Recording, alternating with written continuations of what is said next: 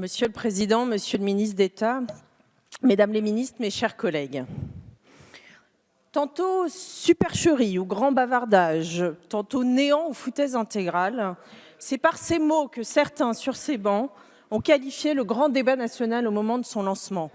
Et pourtant, quel succès! 10 000 réunions locales, dont plus de 1 000 organisées par les députés La République En Marche. Alors oui, nous avons été au contact, oui, nous avons été au rendez-vous. Et que nous ont dit les Français? Madame la députée, l'heure n'est plus à parler de transition écologique, parlez-nous d'urgence écologique. Montrez-nous que vous avez pris la mesure de l'enjeu auquel nous devons faire face. Les Français sont inquiets. Inquiets de voir que nous allons collectivement dans le mur, inquiets pour leur santé, inquiets pour leurs enfants. Et les Français se sentent parfois impuissants. Impuissants car ne sachant pas toujours comment agir pour inverser la tendance face à une mondialisation qui parfois les angoisse. Au plus profond d'eux, les Français ne supportent plus ce sentiment d'injustice. Injustice de voir que ce sont toujours les mêmes territoires qui n'ont pas le choix et qui risquent d'être lésés, les mêmes contributeurs, souvent les citoyens qui sont sollicités. C'est un cri du cœur de l'urgence écologique que nous ont lancé les Français. Alors comment faire? Il faut réconcilier. Réconcilier l'État avec sa responsabilité forte en plaçant la transition écologique comme première politique publique, au cœur de chacune de ces politiques publiques et en préalable à chacune d'entre elles. Comment? D'abord par l'exemplarité de l'État, en faisant un État exemplaire dans la rénovation de son parc immobilier, dans la commande publique, en conditionnant celle-ci à des critères écologiques. Enfin, en imposant que le budget respecte systématiquement l'accord de Paris signé en 2015. Il faut réconcilier. Réconcilier économie et écologie. Arrêtons de les opposer, elles sont complémentaires. En verdissant nos industries, c'est la transition industrielle que nous appelons de nos vœux. Par l'éclosion de filières d'avenir qui naissent de la transition écologique, qui sont porteurs d'emplois et créatrices de valeur et de richesse.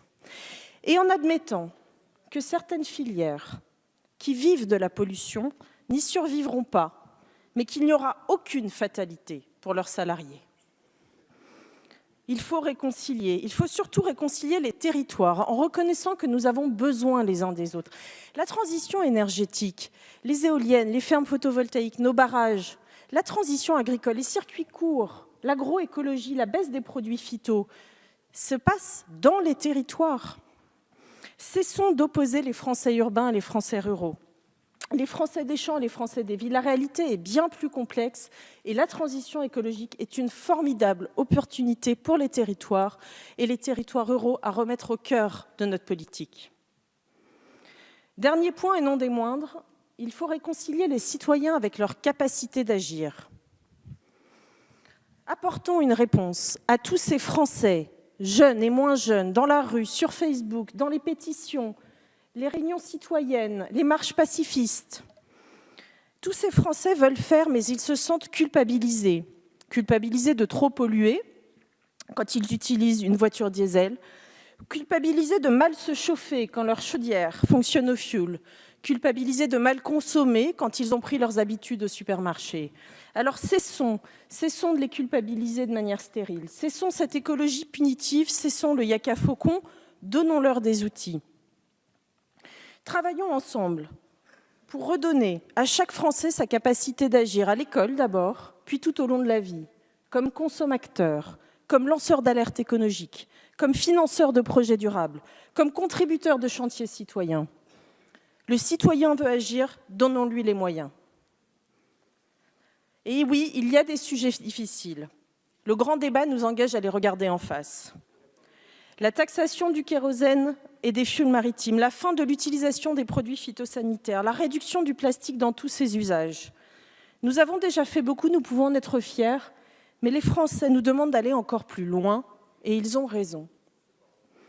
Alors sincèrement, si nous voulons donner du poids à cette urgence écologique, avec tout le respect et l'estime que j'ai pour vous, Monsieur le Ministre, Mesdames les ministres, je considère que c'est l'ensemble du gouvernement qui devrait être ici aujourd'hui.